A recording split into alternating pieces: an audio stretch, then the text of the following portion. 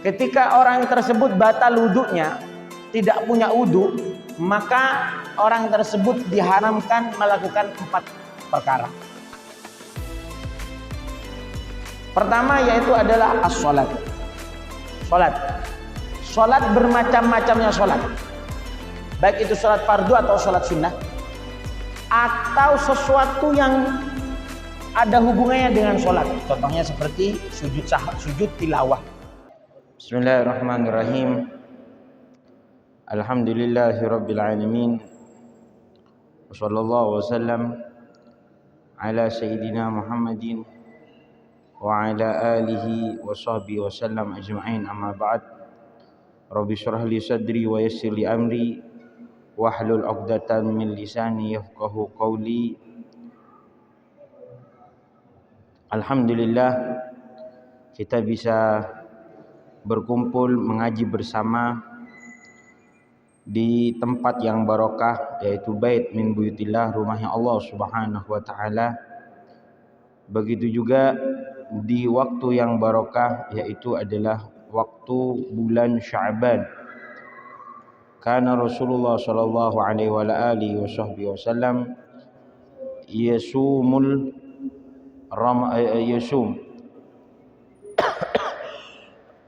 yasumu Sya'ban kullah. Rasulullah sallallahu alaihi wasallam puasa di bulan Sya'ban full. Begitu juga keistimewaan di bulan Sya'ban ini banyak. Salah satunya yaitu adalah waktu turunnya ayat innallaha wa malaikatahu yusholluna 'alan nabi ya ayyuhalladzina amanu shallu 'alaihi wa sallimu taslima. Itu juga diturun di bulan Sya'ban. Begitu juga di bulan Sya'ban turunnya perintah puasa Ramadan pada tahun kedua Hijriah atau 2 tahun setelah Nabi Muhammad sallallahu alaihi wa alihi wasallam berada di Madinah. Allah turunkan perintah puasa di bulan Sya'ban, sehingga di bulan Ramadannya sudah para sahabat sudah puasa semua. Wahakada banyak kejadian-kejadian yang ditulis dalam kitab sejarah yang berkaitan dengan bulan Sya'ban. Yang paling utama yaitu adalah malam Lailatul Nisfi Sya'ban yang insyaallah besok malam akan terlaksana besok malam. Semoga kita semuanya panjang umur dalam keadaan sehat wal afiah, dan kita berada di dalam takwa, iman, taat kepada Allah Subhanahu wa taala. Di mana di malam Lailatul Nisfi Sya'ban seperti nanti besok malam ini, malam Jumat, turfa'u fihi al-a'mal, diangkat semua buku kelakuan kita, pekerjaan kita diangkat oleh Allah Subhanahu wa taala. Sebagaimana dalam hadis, kalau tiap harinya para malaikat mengangkat buku amal, catatan amal kita kepada Allah Subhanahu wa taala di waktu sholat duhur, di waktu sholat duhur setelah bergesernya matahari dari pertengahan, itu turunnya para malaikat mengangkat buku amal. Makanya Nabi Muhammad sholat 4 rakaat. Setelah ditanya kenapa Nabi Muhammad kok sholat 4 rakaat, Rasulullah menjawab turfa'u fihi al-a'mal, karena pada waktu kingsir areh, artinya matahari sudah bergeser agak ke barat, pada waktu itu turfa'u fihi al-a'mal, diangkat amal-amalnya manusia. Kemudian kalau dalam tiap minggu itu malam setiap hari Kamis, makanya Nabi Muhammad mensunnahkan untuk puasa di hari Kamis. Begitu juga di Nisfu Sya'ban, tanggal 15 bulan Sya'ban, itu juga tahunan, laporan tahunan para malaikat. Makanya Nabi Muhammad puasa di tanggal 15 bulan Sya'ban.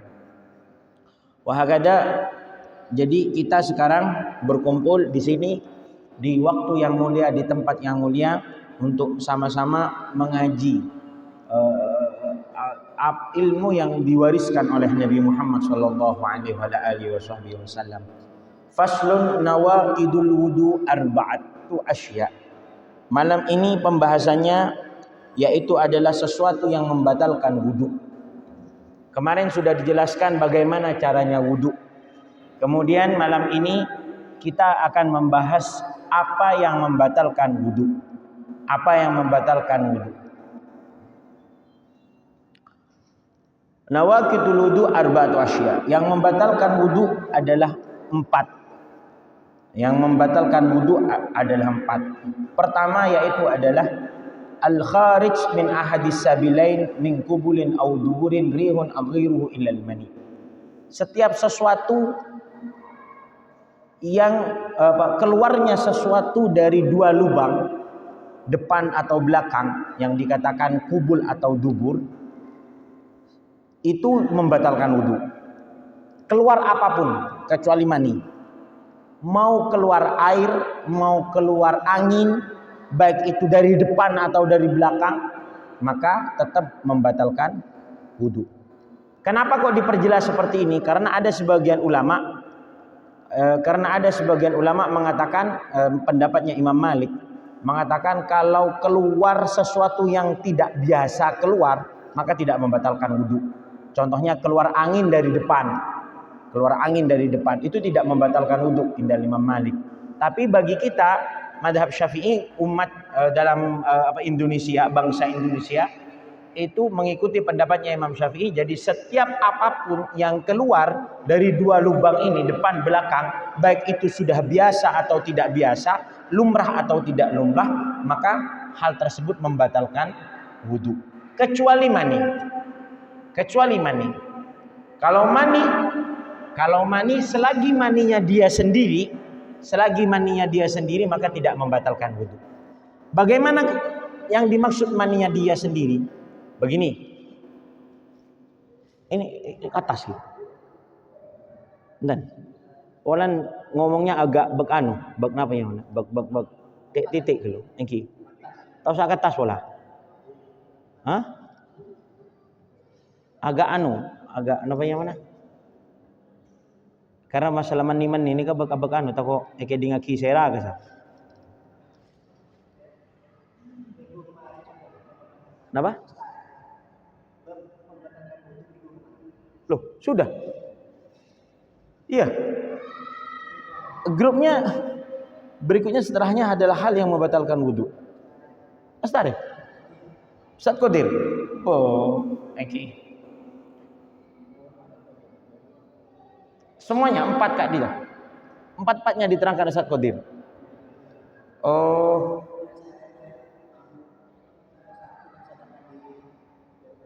Kata?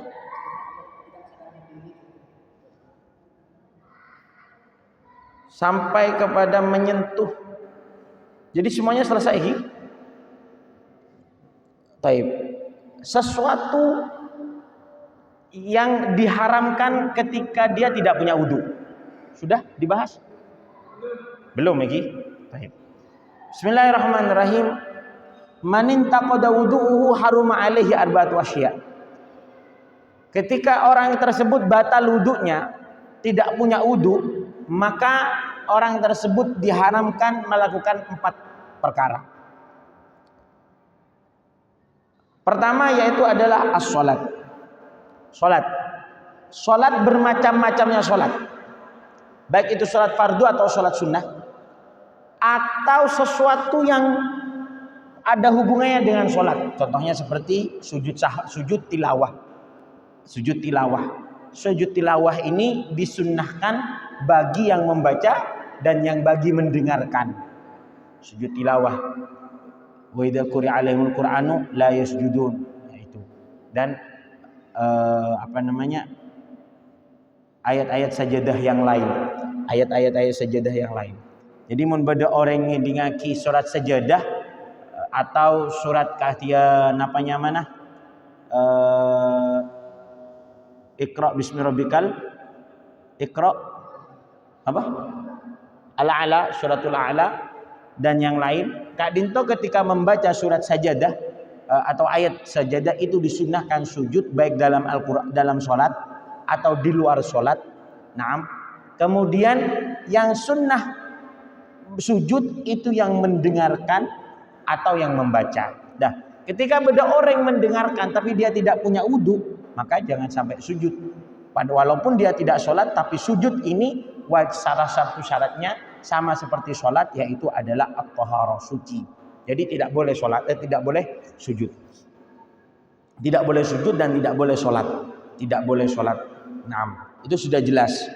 Yang kedua yaitu adalah tawaf. Termasuk makna dari sholat di sini yaitu adalah sujud syukur. Contohnya orang tersebut mendapatkan kabar yang membahagiakan hati, disunahkan sujud syukur. Disunahkan sujud syukur. Jadi sujud syukur ini sujud bersyukur kepada Allah Subhanahu wa taala karena ada nikmat yang baru atau dia baru-baru dijauhin dari musibah. Baru-baru dijauhin dari musibah. Nah.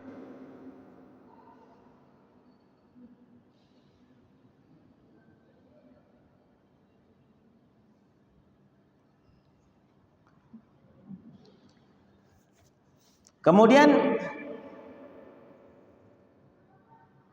manabi orang yang gelak kak dintolako oleh nikmat mungkin sujud syukur karena paringin sehat tak beri sakit, ya itu nggak apa-apa sih, tapi bukan disunahkan sujud syukur pada waktu itu.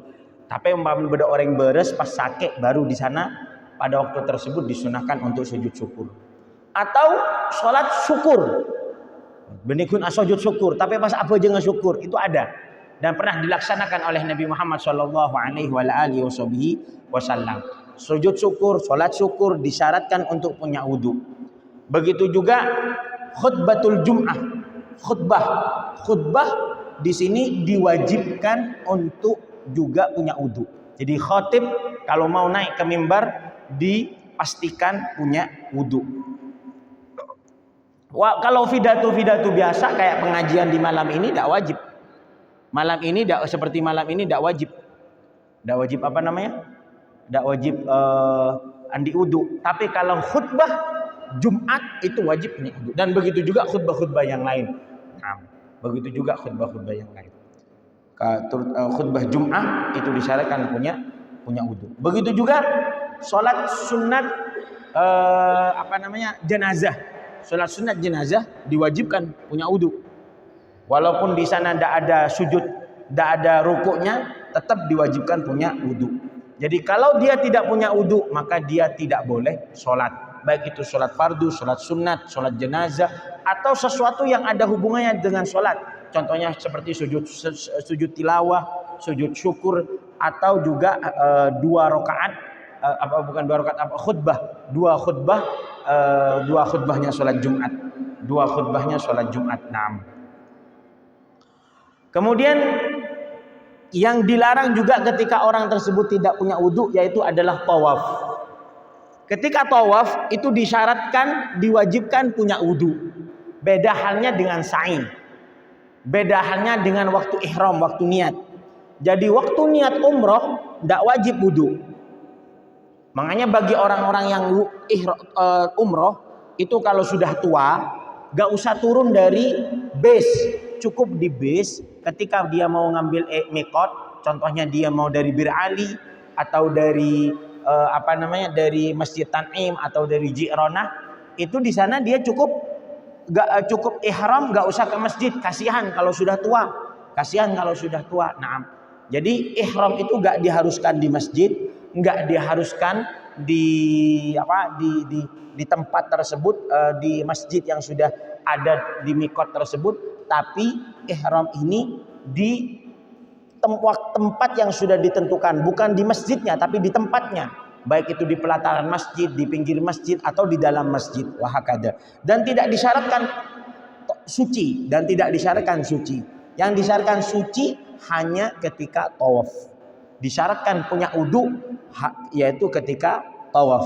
Jadi tawaf sama seperti sholat, cuman bedanya tawaf boleh ngobrol.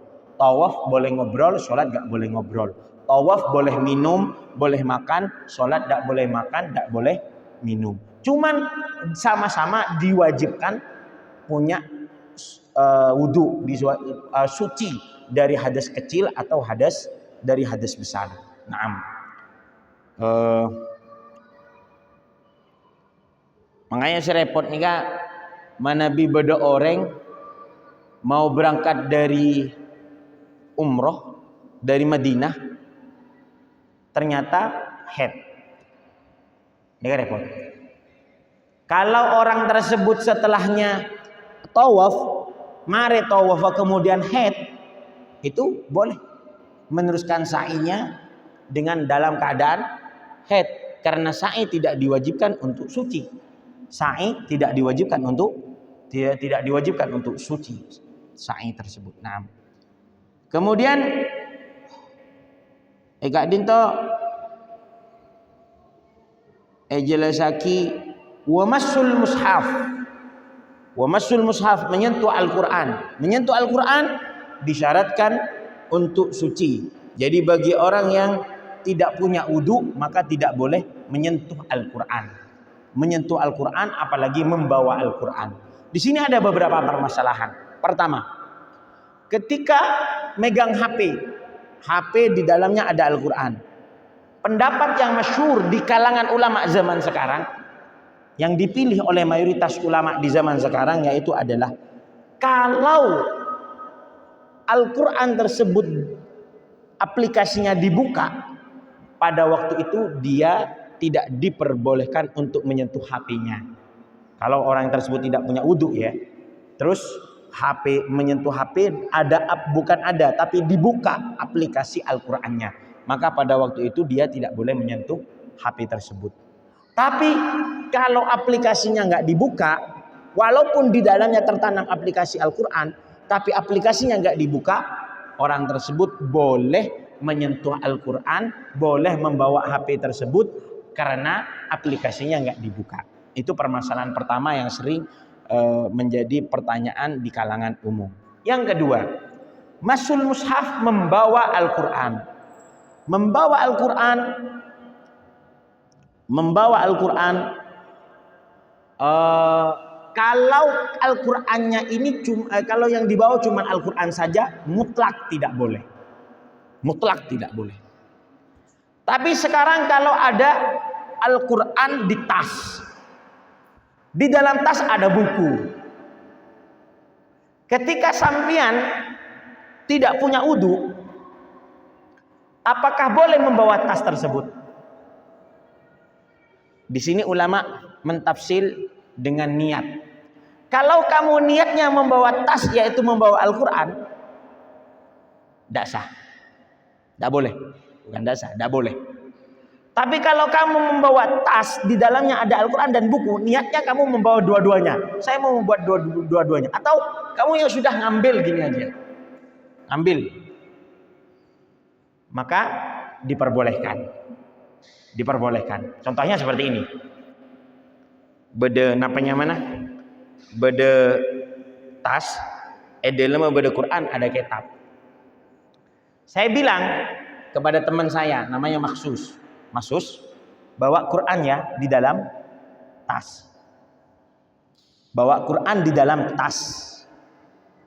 Maksus gak tahu kalau di dalamnya ada kitab. Dia taunya atas perintah saya membawa Al-Quran di dalam tas. Jadi Maksus membawa tas ini niatnya membawa Al-Quran. Boleh apa enggak? Enggak boleh. Karena niatnya membawa tas yaitu adalah membawa Al-Quran. Walaupun di dalamnya ada Al-Quran dan buku. Tapi sekarang kalau dia tahu, kalau sekarang saya sekarang di dalam tas ada Quran, ada buku. Saya nggak punya wudu, saya ambil. Saya tahu di dalamnya ada Al-Quran, ada buku. Saya mau bawa dua-duanya. Mau bawa Al-Quran dan mau bawa buku. Boleh? Boleh. Dalam hal ini boleh. Seperti ini. Faham? Jadi kalau dia tidak tahu, walaupun sudah dicampur, tetap dia karena niatnya ingin membawa Al-Qur'annya. Dia ingin membawa Al-Qur'annya. Begitu gambarannya. Naam. Jadi membawa Al-Qur'an, menyentuh Al-Qur'an tidak boleh bagi orang yang tidak punya wudu. Yang jadi permasalahan bukan cuma hal ini saja. Jadi kalau umpamanya Al-Qur'an, ini kan Al-Qur'an. Terus Al-Qur'an 30 juz Kak dia. Kan ada wadahnya ini. Apakah boleh menyentuh wadah tersebut? Wadahnya Al-Quran. Becena Al-Quran nggak dinto yang 30 juz, yang pisah-pisah.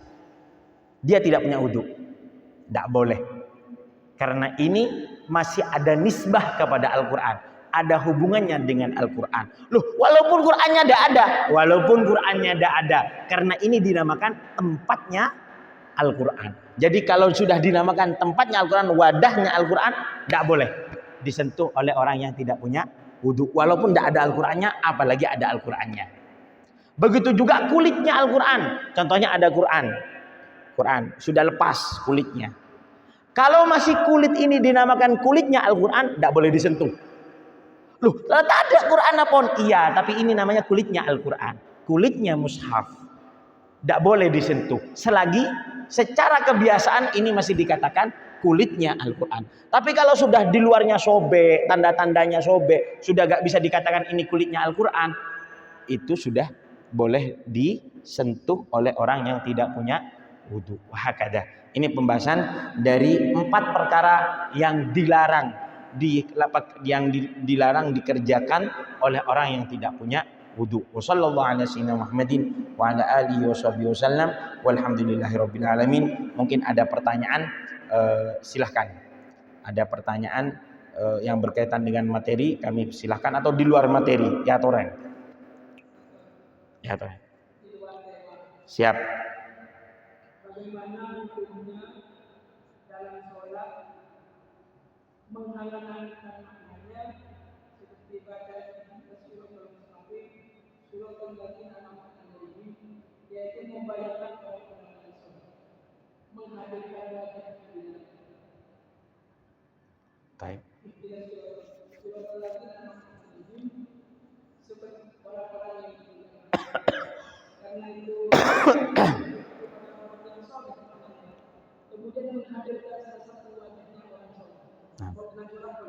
selagi berkaitan dengan makna dari Al-Quran tersebut boleh. Ya, karena di sini pembahasannya suratul ladzina an'amta 'alaihim. Sampean ada seorang ulama yang sampean yakini kalau orang ini adalah orang-orang soleh secara zahir, dari keistiqomahannya, dari sholatnya, dari akhlaknya, sampean yakini orang ini soleh. Sampean ketika membaca suratul ladzina an'amta 'alaihim, sampean terbayang orang tersebut.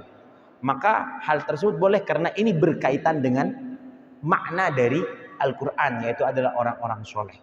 Orang-orang soleh yang diberikan anugerah khusus oleh Allah Subhanahu wa Ta'ala, yaitu minan nabiyyin wasiddiqin wasyuhada wassalihin wa hasuna ulaika rafiqa. Nah, itu diperbolehkan.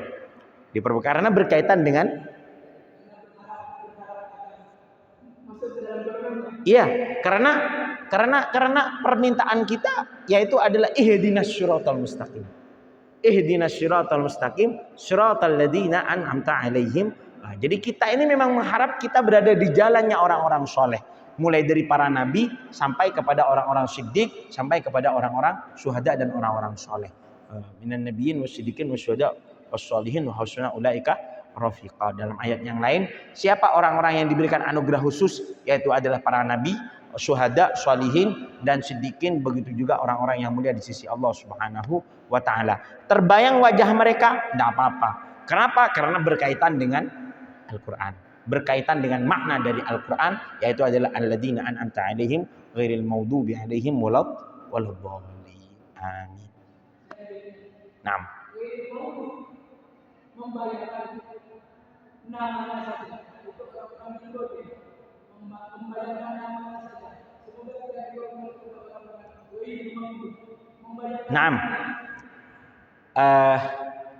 Kalau orang tersebut, saya mengambil ini dari Ihya Ulumuddin.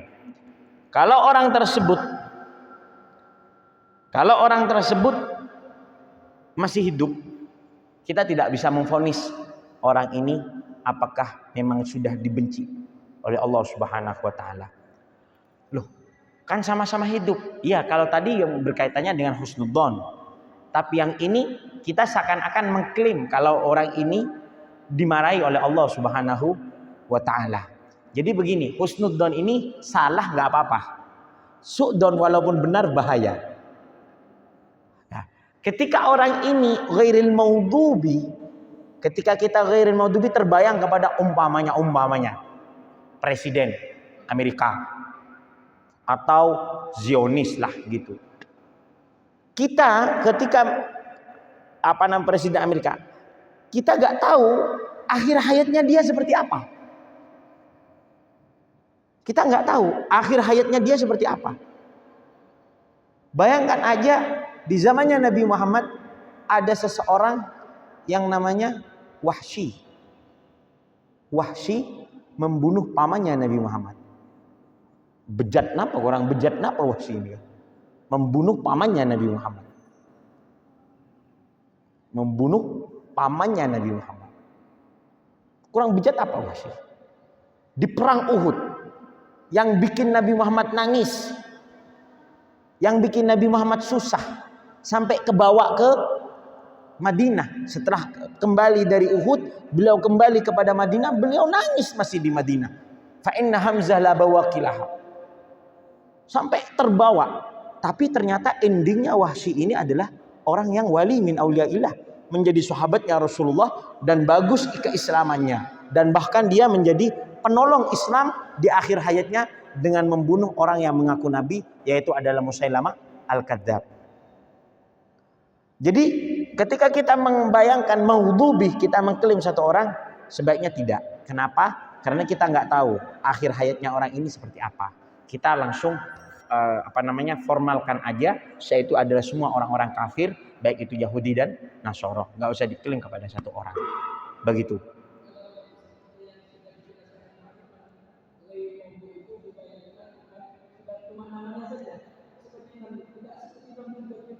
Gimana?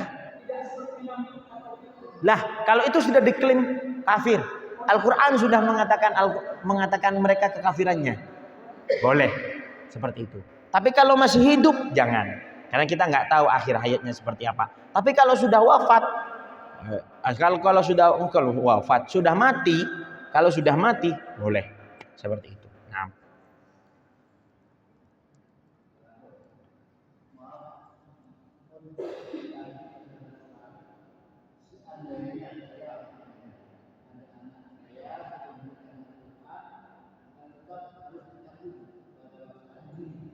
Gimana Ustaz?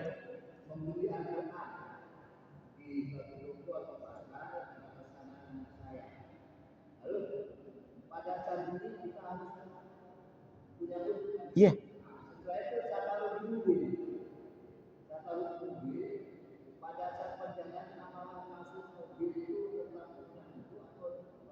Enggak dikatakan membawa. Enggak dikatakan membawa itu Ustaz. Beda halnya kalau diletakkan di tas atau di plastik kita pangku. Kembalinya nanti kepada tadi. Kalau di plastik ini ada Al-Quran dan kitab-kitab yang lain atau buku-buku yang lain. Kalau kita mau membawa plastik ini, bawa barang yang ada di dalam plastik, Al-Quran dan yang lain, itu diperbolehkan. Itu diperbolehkan. Tapi kalau diletakkan di dashboard, boleh. Jadi kita beli Al-Quran, terus Al-Quran ditelekan di dashboard. Kita tidak punya uduk, ternyata di tengah jalan kita keluar angin. Maka hal tersebut diperbolehkan. Karena kita nggak membawa Al-Quran. Nggak ada kaitannya dengan Al-Quran dashboard tersebut. Seperti itu. Paham? Ya, bisa difahamkan?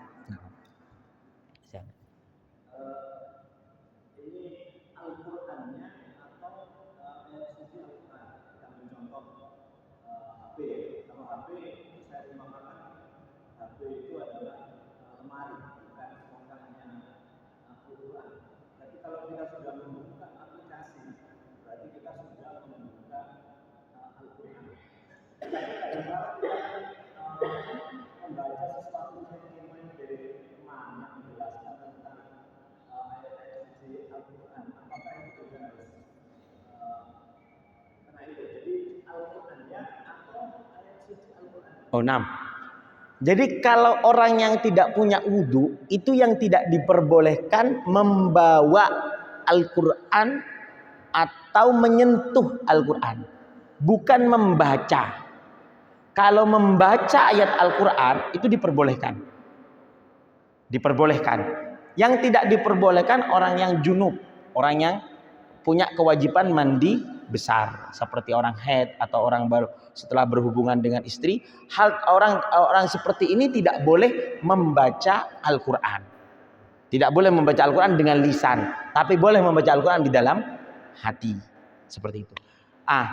Kalau orang tersebut tidak punya wudu, maka orang tersebut boleh membaca Al-Quran, tetap diperbolehkan membaca Al-Quran, tapi tidak diperbolehkan untuk menyentuh Al-Quran. Seperti itu. Tidak boleh menyentuh Al-Quran atau membawa Al-Quran. La yamassuhu illal mutahharun. Nah, di sini ada pembahasan yang perlu disampaikan. Bagaimana kalau ada ibu mengajar qiraati atau apa namanya? Iqra yang di dalamnya ada ayat Al-Qur'an. Sebelumnya, kapan Al-Qur'an tersebut dikatakan Al-Qur'an? Kapan tulisan Al-Qur'an dikatakan Al-Qur'an? Apabila penulisnya memang niat untuk menulis Al-Qur'an, bukan niat menulis untuk hal-hal yang lain. Contohnya, ada seseorang menulis ayat kursi, tapi dia tidak mau niat menulis Al-Qur'an. Dia mau menulis apa namanya? Ruqyah, doa ruqyah. Nah, doa ruqyah. Jadi ada orang minta ruqyah, ya sudah, ini doa ruqyahnya. Ditulis ayat Al-Qur'an. Jadi dia menulis bukan untuk Al-Qur'an dipelajari dan dibaca, tapi memang untuk dibuat ruqyah. Itu boleh dibawa oleh orang yang tidak punya wudu. Karena nulisnya, waktu nulis dia tidak niat menulis ayat suci Al-Qur'an, tapi dia menulis untuk bacaan-bacaan ruqyah. Diperbolehkan hal tersebut, ayat ini dipegang, disentuh orang yang tidak punya wudu. Nah, bisa difaham? Itu kapan dikatakan ini adalah tulisan Al-Quran yang tidak boleh dipegang oleh orang yang tidak punya wudu. Satu. Kedua, bagaimana ibu-ibu? Sekarang Iqra qiraati, ada potongan Al-Quran. Ada potongan ayat Al-Quran. Kalau yang nulis untuk dibuat pelajaran, dibuat membaca Al-Quran, maka Iqra qiraati tersebut dihukumi Al-Quran. Sehingga tidak boleh dipegang, disentuh orang yang tidak punya wudu, apalagi yang mempunyai kewajiban untuk mandi besar. Contohnya orang haid atau yang lain. Baik. Permasalahannya sekarang, kalau orang ini mengajar MTQ, ibu-ibu yang mengajar apa? Qiraati. Kalau dia diwajibkan untuk meninggalkan Al-Quran karena umpamanya ibu-ibu haid, bagaimana keadaannya? Kalau memang dibutuhkan dan tidak ada yang gantinya, maka dibolehkan untuk mengikuti pendapat Imam Malik. Selagi untuk pembelajaran Al-Quran diperbolehkan untuk mengajar. Selagi untuk pembelajaran Al-Quran itu diperbolehkan seperti itu. Ada juga yang mengatakan dalam kalangan Syafi'i, ulama yang mencari hilah, mencari mencari jalan keluar lain, yaitu mengikuti pendapatnya salah satu ulama madhab Syafi'i yang mengatakan kalau tidak sampai 3 ayat berturut-turut maka itu tidak dikatakan Al-Quran. Jadi walaupun haid boleh membaca Al-Qiraati karena di sana tidak ada ayat yang langsung berturut-turut, sepotong-sepotong seperti itu, sepotong-sepotong. Nah, wahakadha. Kalau nggak salah seperti ini. Itu dalam madhab Syafi'i. Tapi lebih baik kalau saya langsung mengikuti pendapat Imam Malik kalau dalam keadaan tidak ada lagi yang ngopenin, yang mengajar anak-anak kecil qiraati atau Iqra atau yang lain. Maka lebih baik ikuti pendapat Imam Malik. Dalam hal ini diperbolehkan. Wahakadha. Tapi sekiranya kalau ada masih yang lain, ya sudah, lebih baik yang lain aja. Lebih baik hati-hati. Nah, silakan.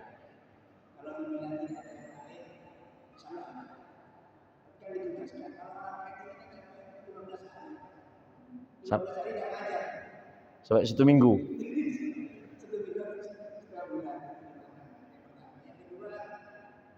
Kembali ke HP. Di aplikasi HP itu ada yang terjemahan juga, ada yang terjemahan.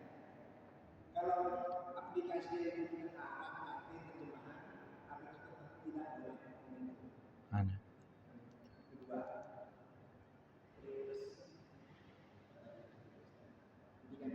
Ya, saya lanjut yang kedua. Nggak usah ke HP dulu ya. Di Quran aja, di Quran aja ada yang terjemahan. Di atas Quran, di bawah terjemahan. Ada itu. Atau Quran di pinggir-pinggirnya tafsir. Ada itu. Apakah hal tersebut masih tidak diperbolehkan untuk disentuh orang yang tidak punya wudu? Nah, saya di tempat ini memilih pendapatnya ulama yang memperbolehkan. Selagi tulisan di luar Al-Quran atau tulisan selain Al-Quran lebih banyak daripada tulisan Al-Qurannya. Jadi intinya ditafsir atau diperinci, hukumnya tidak satu. Kita lihat, kalau tulisannya sekiranya lebih banyak tulisan di luar Al-Quran atau selain Al-Quran lebih banyak daripada tulisan Al-Qurannya tersebut, maka diperbolehkan. Tapi kalau sekiranya tulisannya Al-Qurannya lebih banyak daripada tulisan di luar Al-Quran, maka tidak boleh. Contohnya, ada mushaf, saya pernah lihat mushaf, di pinggir-pinggirnya itu tidak semua lafaz diterjemah, hanya satu persatu saja. Dan itu tidak semuanya. Mungkin dari kosakata yang ada di dalam Al-Quran, yaitu mushaf, satu lembar di Al-Quran, mungkin ada 10 atau 7 atau 9 yang dikasih maknanya lah, atau dikasih tafsirannya, yang lain tidak. Berarti kita tahu sekarang lafaz Al-Quran lebih banyak daripada lafaz di luar Al-Quran. Berarti Quran ini tidak boleh disentuh oleh orang yang tidak punya wudu. Tapi kalau tafsirnya banyak, tafsir Arab masih dikasih tafsir Indonesia lagi. Nah, tentunya kosakatanya lebih banyak daripada kosakatanya Al-Quran, lafadznya Al-Quran. Berarti boleh disentuh oleh orang yang tidak punya wudu. Ada qaid ulama, Ustaz. Menyentuhnya boleh, tapi jangan langsung di Al-Qurannya, tapi di pinggir-pinggirnya. Dia nggak punya wudu. Qurannya memang iya betul, dia Qurannya lebih banyak kosakata atau kalimat yang lain. Tapi dia nyentuhnya di sini, di Al-Qurannya, di tengah-tengahnya. Tidak boleh itu. Tidak boleh. Tapi kalau cuma buka, membawa, itu diperbolehkan. Nah, seperti itu.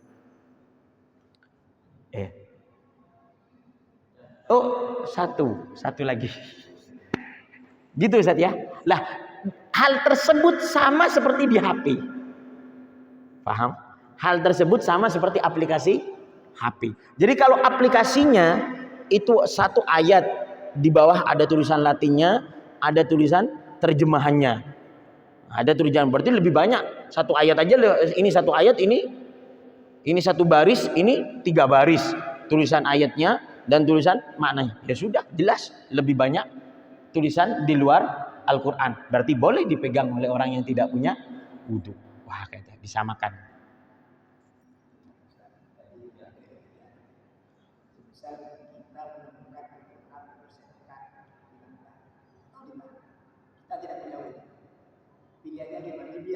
Wah, ini bagus ini. Ini saya pernah membahas ini lama. Nah, kalau sekiranya ayat Al-Quran tersebut sebenarnya bisa dibuat cari jalan keluarnya. Apa jalan keluarnya?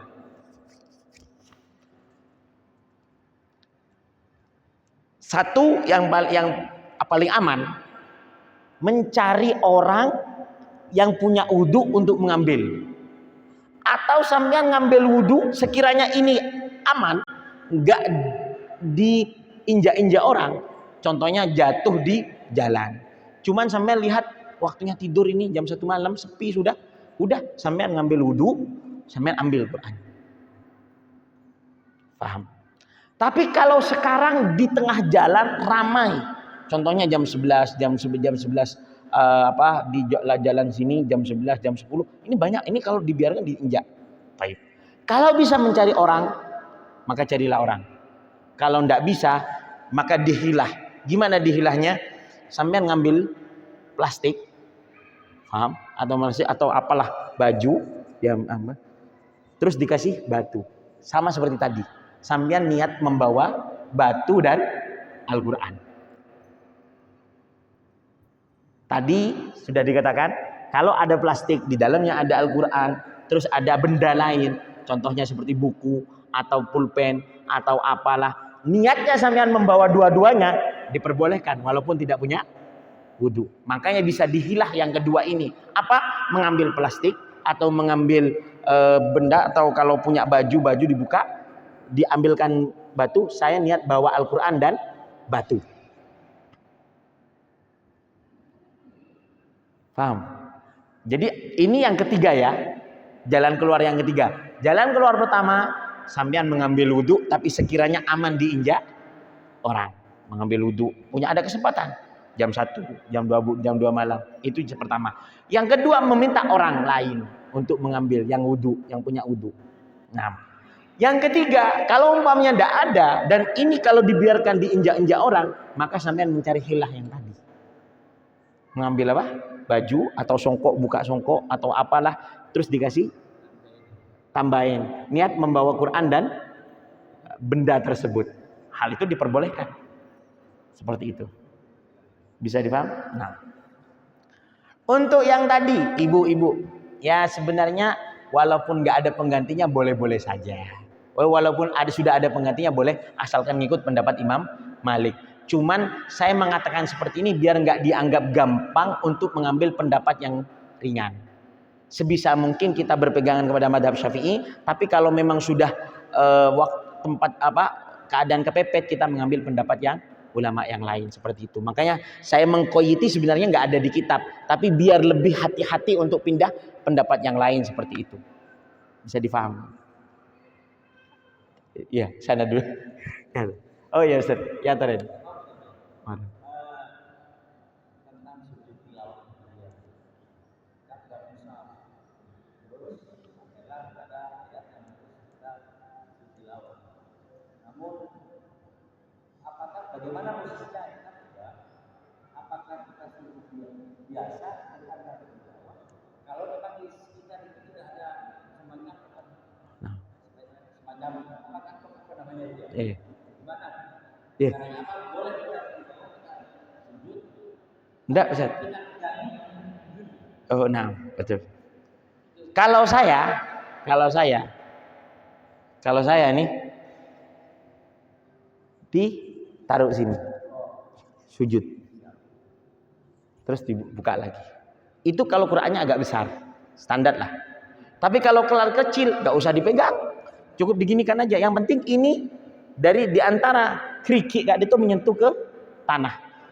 Jadi satu megang, satunya gini. Nggak harus Ustaz. Ya terserah sih. Ya gini. Kalau saya. Yang penting satu aja menyentuh ke tanah itu sudah dianggap sujud. Seperti itu. Itu kalau nggak ada pinggir. Kalau ada kayak kursi yang itu, biasanya saya sholat ya ditaruh di solusi. Seperti itu.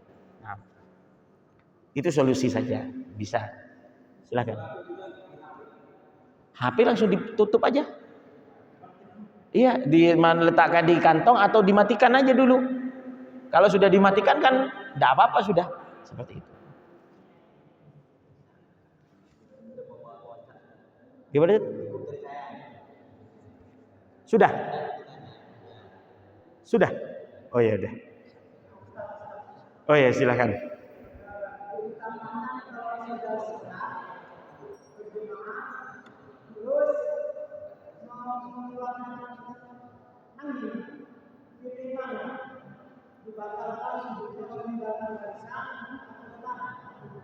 Gimana maksudnya?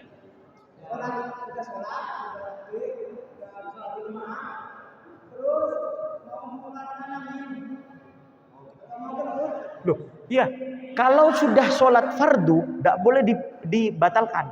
Selagi bisa ditahan, harus tahan. Karena fardu tidak boleh dibatalkan. Kalau fardu tidak boleh dibatalkan. Kecuali sudah gak sengaja. Nah, kalau sengaja ya sudah, yang diteruskan. Keluar. Kalau nggak sengaja.